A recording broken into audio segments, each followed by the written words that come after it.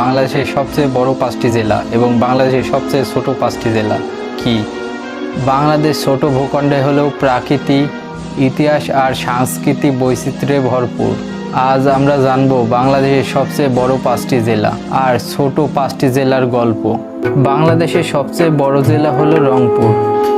আয়তনে প্রায় 4086 বর্গ কিলোমিটার।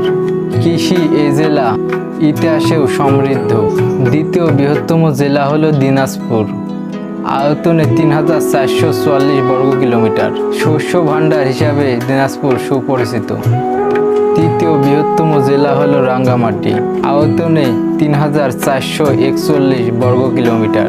পাহাড়, নদী, ঝর্ণা, অপার সৌন্দর্যে ভরপুর এ জেলা পর্যটকদের স্বপ্নভূমি। চতুর্থ বৃহত্তম জেলা হলো কক্সবাজার। আয়তনে 2400 বর্গ কিলোমিটার। বিশ্বের দীর্ঘতম সমুদ্র সৈকতের জন্য কক্সবাজারের সুনাম বিশ্বজুড়ে।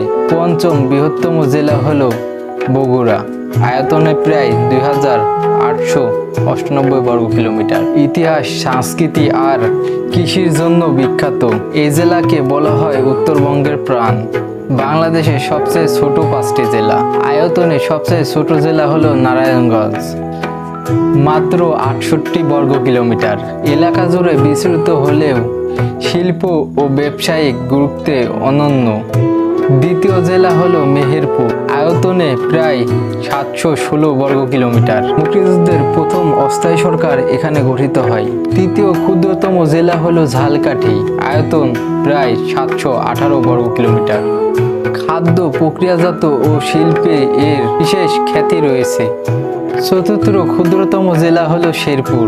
আয়তনে প্রায় 1363 বর্গ কিলোমিটার।